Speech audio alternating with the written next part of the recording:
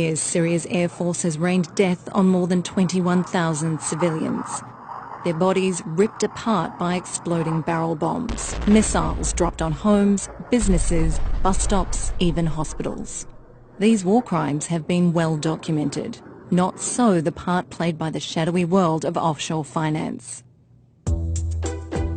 Behind the scenes, companies using offshore tax havens were accused of supplying fuel to the Syrian Air Force.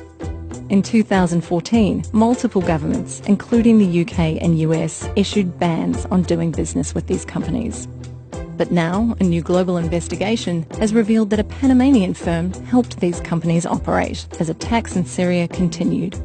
That firm, Mossack Fonseca, is a key player in a sprawling, secretive industry that the world's rich and powerful use to hide assets and skirt rules by setting up front companies in far-flung jurisdictions. More than 300 journalists trawled through millions of leaked records from Mossack Fonseca to expose an alarming list of clients involved in bribery, arms deals, tax evasion, financial fraud and drug trafficking. Behind the invoices, emails and paper trails are real victims. In Russia, businessmen kidnapped orphan girls as young as 13, raped them, then sold them to others for sex. After this rape, I was aching all over. I started very much fearing men.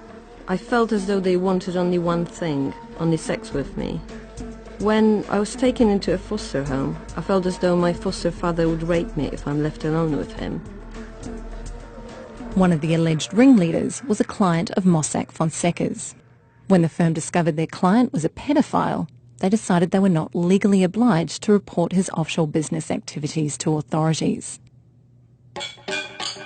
In Uganda, a company that wanted to sell a prospective oil field paid Mossack Fonseca to help it avoid $400 million in taxes. It was simple paperwork. The company's address was changed from one tax haven to another. In a country where 1 in 3 people live on less than $1.25 a day, $400 million represents more than the government's annual health budget. Uganda spent years in court trying to force the company to pay its taxes. Meanwhile, hospitals in the shadow of the oil field lacked funds for even the most basic equipment. Patients slept on floors. They were asked to bring their own medical supplies, like sterile gloves and cotton balls. It was a surprise to me because I expected all this equipment to be at the health center. When all these things are not there, nurses say we cannot work on you.